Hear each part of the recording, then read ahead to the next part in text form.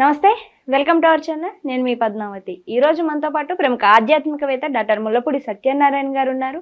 మరి ఆయనతో మాట్లాడి సింహరాశి వారికి ఉగాది నుంచి ఉగాది వరకు ఎటువంటి ఫలితాలు కనిపించబోతున్నాయని తెలుసుకునే ప్రయత్నం చేద్దాం. మరి మీరు కూడా చూసేయండి. నమస్కారం గురువు గారు. నమస్కారం అండి పద్మావతి గారు.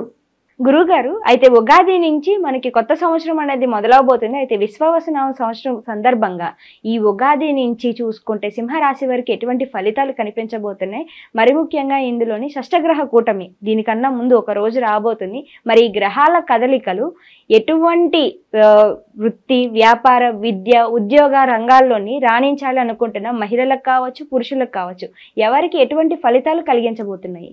అసలు సింహరాశి వాళ్ళకమ్మా ఈ సంవత్సరం ఉంటుంది, విశ్వావసునామ సంవత్సరం. వీళ్ళ కోరికలు అన్నీ తీరిపోతాయి. అసలే షష్టగ్రహ కూటమి వచ్చేసింది. దాన ధర్మాల్లో వీళ్ళు అందవేసిన చెయ్య సింహరాశి వాళ్ళు. ఇప్పుడు ఇంకా దాన ధర్మాలు చేసి పడేస్తూనే ఉంటారు. వాళ్ళ పిల్లల సీట్ల కోసం తపస్సులు చేసేస్తున్నారు. పుస్తకాలు తీసి చదివితే ఏంటమ్మా అంత తపస్సులు ఎందుకు, పుస్తకాలు తీసి చదివితే వస్తుంది కదా అంటే ఎలాంటి యూనివర్సిటీలను సెలెక్ట్ చేసుకుంటున్నారంటే ఒక టెస్ట్ పెట్టరంట వాళ్ళు, ఊరికనే అప్లికేషన్ పెడతారంట. లాటరీలో వేసి ఇలా తీసినట్టుగా అమెరికాలో అలాంటి యూనివర్సిటీస్ అప్లై చేసుకుంటున్నారు. రావాలండి, దేవుడు పూజలు చేస్తున్నామండి, దేవుడి దర్శనాలు చేస్తున్నామండి, గురువుగారండి మనం గురువులంటే సద్గురువులంటే ఇవ్వాలండి, ఇప్పించాలండి అంటున్నారు. అంటే అయినా సరే సింహరాశి వాళ్ళు అలా ఎలా జరుగుద్దమ్మా, మనం టెస్ట్ ఉండాలి కదా, ఒక జేఈ ఒక నీట్ ఎగ్జామ్లా ఉండాలి కదమ్మా అంటే నో ట్రాన్స్పరెన్సీ. ఫారిన్ యూనివర్సిటీస్లో, అమెరికాలో ఏ యూనివర్సిటీకి ట్రాన్స్పరెన్సీ లేదు. అది మనం చెప్పినా వాళ్ళకి అర్థం కాదు. కాబట్టి అలాంటి కాంపిటీషన్లో కూడా కొట్టుకొచ్చేస్తారనమాట వీళ్ళు. ఎంఐటి తర్వాత ఈ యొక్క బ్రౌన్ యూనివర్సిటీల్లో సీట్లు వచ్చేస్తాయి వీళ్ళకి, అందులో డౌటే లేదు. ఆ తర్వాత ఇక వృత్తి, వ్యాపార, ఉద్యోగ విషయాల్లో వీళ్ళకి తిరుగులేదు. సంపాదన స్టాండర్డు. తర్వాత ఖర్చుల విషయంలో వీళ్ళకి తిరుగులేదు, ఖర్చు పెట్టుకుంటారు. అండ్ ఫ్యామిలీ మెంబర్స్ ఇక్కడ అమెరికా నుంచి ఇక్కడికి హైదరాబాద్ ఏ విధంగా వెళ్తారంటే, మన హైదరాబాద్లో మనం కూకట్పల్లి నుంచి కోటి వెళ్ళినంత ఈజీగా వచ్చేస్తారు. ఆస్ట్రేలియా నుంచి ఒక అమ్మాయి ఉండేది నా శిష్యురాలు, అలాగే వచ్చేసేది. సంవత్సరంలో ఒక 7-8 సార్లు వచ్చేసేది అంత ఈజీగా. అంత ఈజీగా వీళ్ళు డబ్బు ఖర్చు పెట్టి పడేస్తారు, ఏం బాధపడేది లేదు. అలాగే లెఫ్ట్ హ్యాండ్తో సంపాదించేస్తారు, రైట్ హ్యాండ్తో కూడా. అంత తెలివితేటలతో, అంత అవకాశాలు, అంత అద్భుతాలు జరిగిపోతాయి ఈ యొక్క సింహరాశి వాళ్ళకి. ఇకపోతే ట్రాన్స్ఫర్లు కోరుకున్న చోట్లకి ట్రాన్స్ఫర్లు వచ్చేస్తాయి. మొగుళ్ళతో రిలేషన్ ఎలా ఉంటుంది అండి అంటే వితండ వాదాలు, కూర్చోపెట్టుకుని డిస్కషన్స్ అనమాట. ఏంటి చిన్నది, ఈ ఉల్లిపాయ వాసన ఎక్కువ వస్తుంది, ఘాటు ఎక్కువ వస్తుంది, దీని మీద ఒక గంట డిస్కషన్. ఫోన్ మాట్లాడితే ఎంతసేపు మాట్లాడతారమ్మా?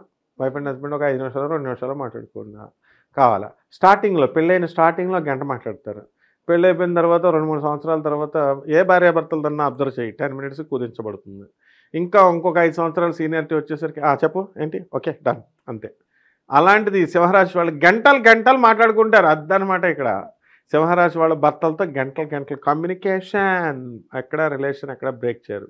ఆ విధంగా సింహరాశి వాళ్ళకి ఇక తిరుగు లేదమ్మా, తిరుగు లేదు. అలాగే రైతులు వ్యవసాయం చేయరా బాబు అంటే ఫోన్ పెట్టుకొని మాట్లాడుతూ ఉంటాడు, వ్యవసాయమే చేసేస్తూ ఉంటాడు ఓ పక్కనే. అలాగే మొత్తం ఈ సింహరాశి వాళ్ళ కొత్త ఫ్రెండ్స్ పరిచయాలు అయిపోతూ ఉంటారు. మీ ఇంట్లో మేము పూజ చేస్తాం అని ఆ గుళ్ళో పూజారులు వచ్చేసి, ఎక్కడ అమెరికాలో సాయిబాబా భజనలు చేసుకునే వాళ్ళు నోరు మూసుకొని సాయిబాబా భజనలు వాళ్ళ ఇంట్లో వాళ్ళు చేసుకోవాలి. మీ ఇంట్లో పెడతాం ఒక వారం, ఇంకొకళ్ళ ఇంట్లో ఒక వారం అని చెప్పేసి వస్తారు. వచ్చిన వాళ్ళు పోనీ తిన్నంగా సాయిబాబా భజన చేసుకుని వెళ్ళిపోతారంటే మళ్ళీ వీళ్ళ ప్రముఖ ఆధ్యాత్మికవేత్తల్లాగా వీళ్ళు ఉపన్యాసాలు ఇచ్చేస్తూ ఉంటారు అక్కడ వచ్చిన టీం. పోనీ బాగానే చెప్తున్నారంటే మూఢనమ్మకాలు చెప్తారు, సాయిబాబా చరిత్రలో ఉన్నాయి చెప్తున్నారంటే అవి చెప్పరు. ఈ విధంగా డైవర్షన్స్ అనేటటువంటిది ఈ సింహరాశి వాళ్ళకి ఎక్కువ ఉంటాయి. వీటిలన్నిటినీ వివేకంతో అధిగమించుకొని వెళ్ళాలి ఈ సింహరాశి వాళ్ళు. అందులోనూ ఈ సింహరాశి వారికి రేపు మే 14 దాటిన తర్వాత 2025వ సంవత్సరం తర్వాత కేతు కన్యారాశి నుంచి జన్మరాశిలోకి వచ్చేస్తున్నాడు. కాబట్టి వీళ్ళకి విపరీతమైనటువంటి కోపం వచ్చేస్తూ ఉంటుంది, విపరీతమైన భక్తి వచ్చేస్తూ ఉంటుంది. ఏ దేవాలయాన్ని వదలరనమాట. అమెరికా కాదు, ఇండియా కాదు, మొత్తం అన్ని దేవాలయాలు, అమెరికా దేవాలయాలు చూసేస్తారు, ఇండియా దేవాలయాలు కూడా చూసేసి అంత రేంజ్లో భక్తి పెరిగిపోద్ది వీళ్ళకి. ఆ తర్వాత కోపం కూడా, ఖరీదైనటువంటి వస్తువుల్ని వీళ్ళ సింహరాశి వాళ్ళ దగ్గరికి పెట్టకూడదు మనం. ఓసారి ఒక అమ్మాయి ఫోన్ ఇవ్వండి గురుగారు మాట్లాడతానుంది, సరే కదా అని ఫోన్ ఇచ్చాను. ఎవరికో ఫోన్ చేసుకుంది. ఆ అమ్మాయి రమ అని ఆ అమ్మాయి అనమాట. గణగాపురం అస్తమాను నెలలో 20 సార్లు వెళ్ళిపోద్ది. స్రవంతి అని ఇంకో శిష్యురాలు ఉంది నాకు. వీళ్ళిద్దరు కలిసి అస్తమానం తిట్టుకుంటారు, అప్పటికప్పుడే కలిసిపోతూ ఉంటారు. సరే ఫోన్ ఇస్తే ఆ అమ్మాయి ఏదో ఆవేశంగా ఉంది, ఈ అమ్మాయి ఇద్దరు అరుచుకొని నా ఫోన్ నేలకేసి కొట్టేసింది. ఆ విధంగా ఈ సింహరాశి వాళ్ళంతా కూడా ఖరీదైనటువంటి వస్తువులు నేలకేసి కొట్టేస్తారు. కాబట్టి మనం ఎవరం కూడా ఈ సింహరాశి వాళ్ళ దగ్గరికి వెళ్ళి వాళ్ళకి మన ఖరీదైన వస్తువులు ఇవ్వకూడదు, అమ్మేస్తే నేలకేసి కొట్టేస్తారు. కాబట్టి అంత కోపం ఆ రేంజ్లో వస్తుంది. ట్రాన్స్ఫర్లు వచ్చేస్తాయి. ఇక ఇల్లు లేనటువంటి వాళ్ళకి ఇల్లు కొంటారు, స్థలాలు లేనటువంటి వాళ్ళు స్థలాలు కొంటారు. అయితే ఇక్కడ ఒక్కటి ఉందన్నమాట, అష్టమ శని మార్చి 29, 2025 సంవత్సరంలో ఈ అష్టమ శని ప్రభావం వల్ల పనులన్నీ కూడా స్లోగా జరుగుతూ ఉంటాయి. తర్వాత బండి ఎక్కించుకుంటున్నారు కదా అని ఎవరి బండి అన్నా ఎక్కారనుకో సింహరాశి వాళ్ళు, ఈ అసలే ఈ ఏదో వచ్చింది కదా, ఎంత రోడోనా ర్యాపిడో ఎక్కిస్తే వాడు పడేస్తాడు. వాడి కర్మ, వాడి సింహరాశుడు అయితే కింద పడేస్తాడు, మన కాలు ఇరిగిపోద్ది అనమాట. అందుకని ఎట్టి పరిస్థితుల్లో కూడా మనము మన సొంత డ్రైవింగ్ మీద నమ్మకం పెట్టుకుని అష్టమ శని కాలు ఇరగొట్టేస్తాడు. కాబట్టి జాగ్రత్తగా ఈ సింహరాశి వాళ్ళు పొందికగా ఉండాలమ్మా. గుర్తుపెట్టుకోండి, గురువు గారు చెప్పినట్టు ర్యాపిడోలు ఎవరైనా బుక్ చేసినట్టయితే గనక సింహరాశి, అది నీది సింహరాశి అని అడగాలి వాళ్ళని. సింహరాశి వాడైతే ఖచ్చితంగా పడేస్తాడు, కాలు ఇరిగిపోవడం గ్యారంటీ మంది. కాబట్టి ఈ విధంగా ఈ యొక్క సింహరాశి వీళ్ళు అసలే పాలు వెన్న తినాలి అంటే వీళ్ళకి కొంచెం ఎబ్బట్టిగా ఉంటుంది పాలు వెన్న. అలాంటిది వీళ్ళు పాలు వెన్న ఎక్కువ తింటారు ఈ సంవత్సరం అంతా కూడా.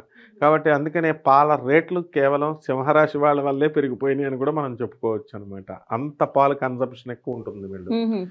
ఆ విధంగా ఉద్యోగాల్లో ఇంకేం చెప్పండి, పాల వ్యాపారం పెట్టుకుంటే బ్రహ్మాండంగా ఇప్పుడు డెవలప్మెంట్ ఉంది. రెస్టారెంట్స్, హోటల్స్, ఇవి అవి అన్నీ కూడా బ్రహ్మాండంగా జరుగుతాయి అన్నమాట. సో వ్యాపారాలన్నీ కూడా పుష్కలంగా ఉన్నాయి. గురుబలం కూడా బ్రహ్మాండంగా ఉంది. చదువు వద్దంటే చదువు వచ్చేస్తుంది. ఇంకేందమ్మా బోనస్, వాళ్ళ పిల్లల హోంవర్క్లన్నీ వీళ్ళే చేసేస్తారు, వీళ్ళకి కూడా చదువు వచ్చేస్తుంది. మిశ్రమ ఫలితాలు అయితే కనిపిస్తున్నాయని చెప్తున్నారు. కాబట్టి ఈ మిశ్రమ ఫలితాలన్నింటినీ కొంచెం తగ్గించుకొని మంచి ఫలితాలుగా మార్చుకోవాలి అంటే ఎటువంటి పరిహారాలు చేయాలంటారు? శని జపం చేయాలా, శని స్తోత్రాలు చదవాలా, శనికి కిలోంపావు నల్ల నువ్వుల్ని, నల్లని వస్త్రాన్ని ఇచ్చి పేద బ్రాహ్మణికి శనివారం నాడు ఉదయం 8 గంటలకి దానం చేయాలా. ఇది ఫస్ట్ పాయింట్. తర్వాత రాహు జపం చేయాలా, రాహు స్తోత్రాలు చదవాలా. రాహుకి కిలోంపావు మినుముల్ని, ఆవుపేట రంగు ఉన్నటువంటి వస్త్రాల నుంచి పేద బ్రాహ్మణులకి శనివారం నాడు ఉదయం 8 గంటలకి దానం చేయాలి.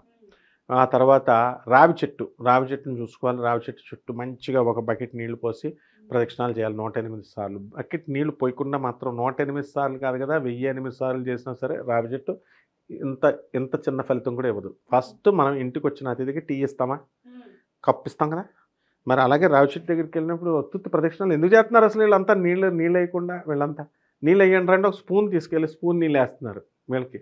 ఆ విధంగా వీళ్ళ బకెట్ నీళ్ళు వేసి చక్కగా రావి చెట్టు చుట్టూ ప్రదక్షిణాలు చేస్తే బ్రహ్మాండంగా ఉంటుందమ్మా శనివారం నాడు.